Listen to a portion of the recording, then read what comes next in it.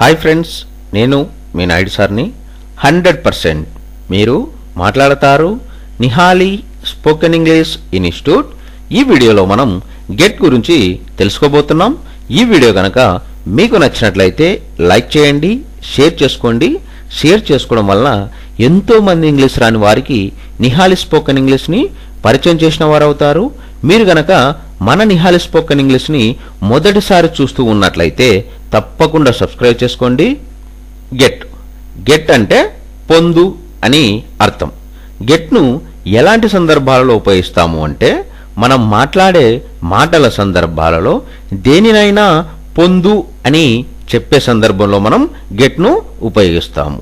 అలాగే గెట్ను ఇవ్వు అని చెప్పే సందర్భాల్లో కూడా మనం ఉపయోగిస్తాము. ఎగ్జాంపుల్ తీసుకున్నట్లయితే ప్లీజ్ గెట్ డౌన్, దయచేసి క్రిందకి దిగండి.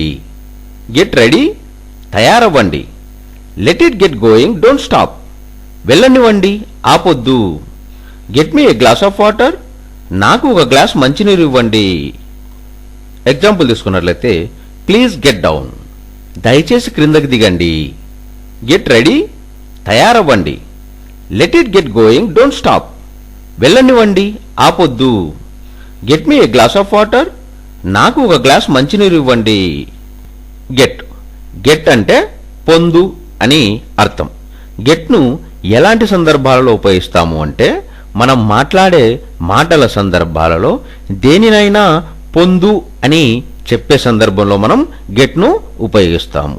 అలాగే గెట్ను ఇవ్వు అని చెప్పే సందర్భాల్లో కూడా మనం ఉపయోగిస్తాము. ఎగ్జాంపుల్ తీసుకున్నట్లయితే ప్లీజ్ గెట్ డౌన్, దయచేసి క్రిందకి దిగండి. గెట్ రెడీ, తయారవ్వండి. Let it get going, don't stop, వెళ్ళనివ్వండి, ఆపొద్దు. Get me a glass of water, నాకు ఒక గ్లాస్ మంచినీరు ఇవ్వండి.